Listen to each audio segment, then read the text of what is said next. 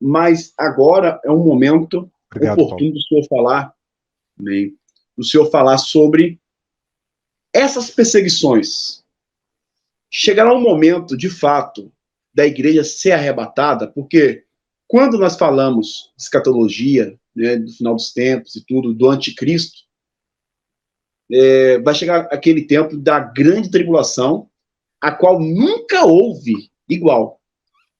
Todos os relatos que nós mencionamos aí, chegou um momento que um matou 6 milhões de judeus, né? Outros perseguiu e matou quase todos, 90% aí dos apóstolos, né? Daquele tempo de Jesus. Mas a grande tribulação vai ser muito mais pior. Dentro disso, a igreja, com essa longa caminhada de história, né? Com esse nível de conhecimento dado por Deus até aqui, ainda vai passar pela grande tribulação?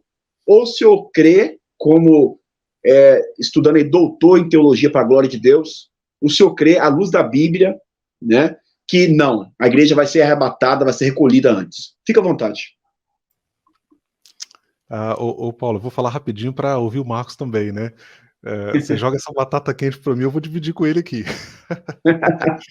Não, olha, dentro do... eu me defino... Você ri, né, Marcos?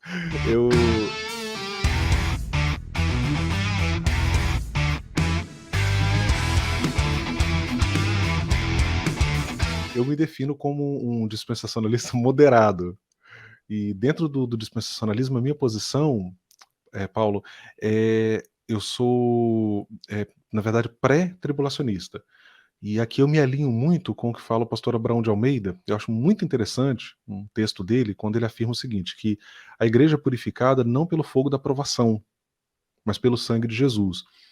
Então, como pré-tribulacionista, eu fico muito à vontade para afirmar que a igreja é tirada antes da grande tribulação, porque essa provação da grande tribulação não tem que ver necessariamente com purificação.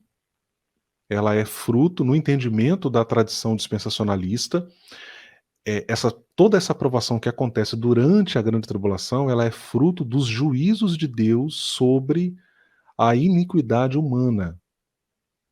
Então não tem que ver com purificação da igreja, embora os meso e pós-tribulacionistas me pareçam insistir muito nisso, mas como pré-tribulacionista eu me sinto muito à vontade para entender dessa forma, justamente porque um argumento que eles usam, que é interessante, claro, mas que eu acho que não se aplica aqui, quer dizer o seguinte, não, mas a igreja sempre passou por tribulações, por que ela seria poupada agora? Né? Eu acho que tem a sua validade esse argumento, mas como pré-tribulacionista, eu entendo que não se aplica porque, e aí eu retomo a fala o texto, na verdade, do pastor Abraão de Almeida, porque essa provação, toda essa perseguição, não tem que ver com a aprovação da igreja ou purificação da igreja, mas ela é fruto, ela é resultado do juízo de Deus sobre a iniquidade humana.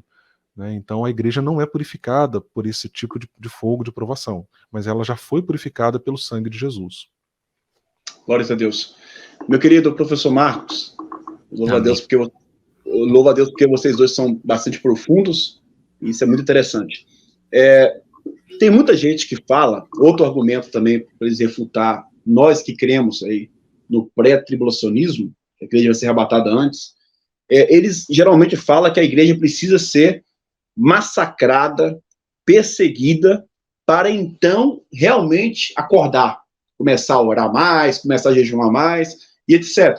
Só que eu vi um certo sábio dizer algo muito interessante, e ele disse, mas será que isso, de fato, é algo verídico? Que a igreja, só quando a igreja é perseguida que ela desperta?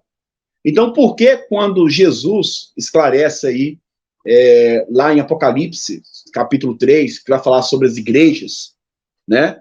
Mesmo com a perseguição intensa, por que ele achou uma igreja como Laodiceia também? Né? Mesmo sendo que todas as igrejas passando por perseguição, teve igrejas que não estavam nem aí, né? Então, eu vejo que, ao meu ver, a igreja só desperta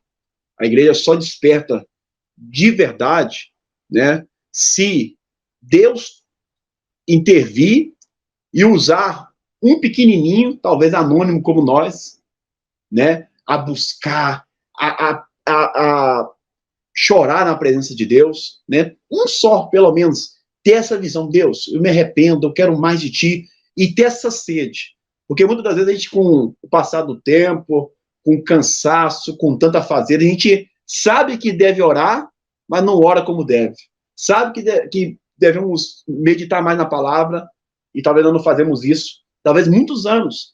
Agora, se o Senhor colocar esse desejo intenso no nosso coração, nós começar a buscar, eu acredito que esse fogo, essa presença, ela incendeia a igreja nessa necessidade. Quero que o senhor fale, meu querido, eu sei que o senhor é um homem de Deus, um homem profundo sobre esse assunto, né? O professor Rony Cosa já falou um pouquinho, agora tenha liberdade também, em nome de Jesus. Amém. Ficou complexo, vou tentar sintetizar tudo que você falou aí sobre essa questão da igreja, né?